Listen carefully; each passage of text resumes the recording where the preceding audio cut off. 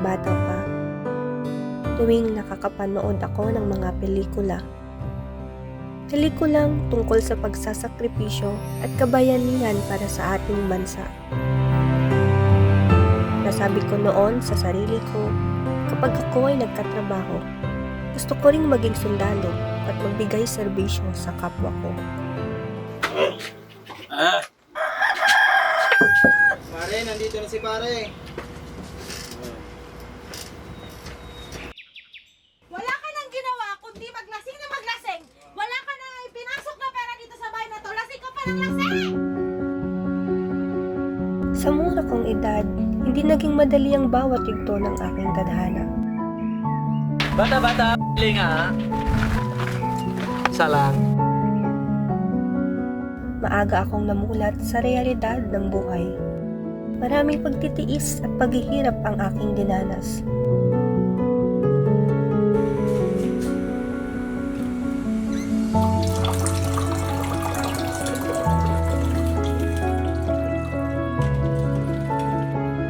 Ngunit ganun pa man, naging positibo pa rin ang pananaw ko sa buhay. Patuloy lang akong nangarap. Sa maliit at simpleng mundong ginagalawan ko, hindi ko inaasahang may babago sa ikot nito. Ay, sorry.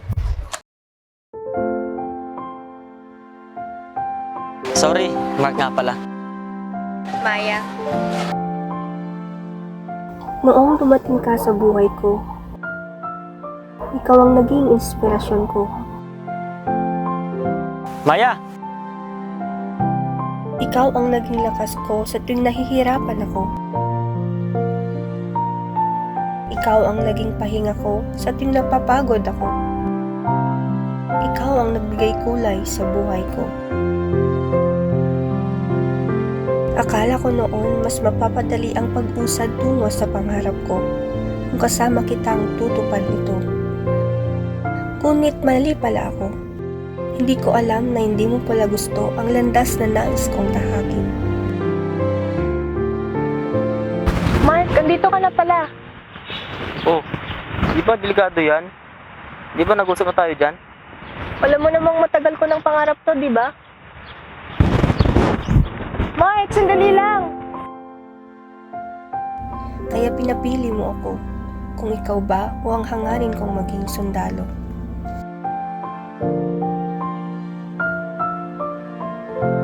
Pero syempre, dahil sa'yo lang umiikot ang mundo ko, tinalikuran ko ang pangarap ko. Mas pinili ko ang pagmamahal ko sa'yo. Mark!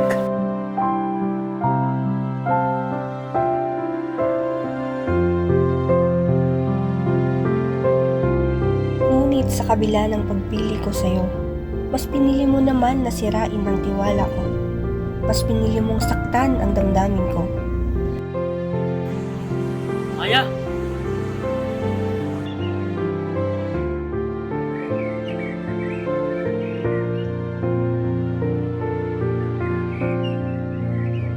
Kaya nung nawala ka, parang nawalan na rin ng saysay ang buhay ko. Nasira lahat ng mga plano ko dahil kasama ka sa lahat ng mga ito.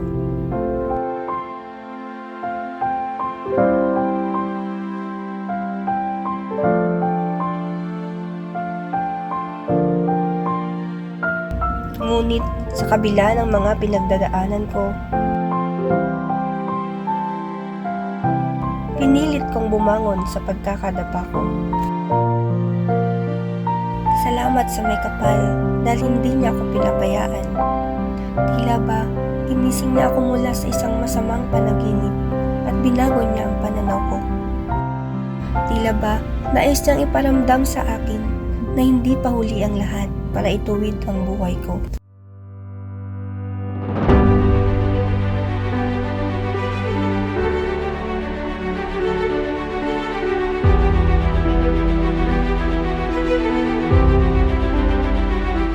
Ngayon, sinisiguro ko sa sarili ko na naghilom na ang mga sugat sa puso ko. Tungkoa, Mayamo, Jaso, De La Cruz. At handa na akong tahakin ang landas tungo sa pangarap ko. Sa pangarap kong makapaglingkod sa bayan ko at kapwa ko Pilipino. Sa pangarap kong maging sundalo. Kung babalik ako sa panahon na papipiliin ako, kung pangarap o pag-ibig, hindi ako magdadalawang isip na piliin ang pangarap ko dahil isang malaking karangalan ang makapaglingkod sa ating inang bayan, makatulong sa aking kababayan, at higit sa lahat, makatulong sa aking pamilya.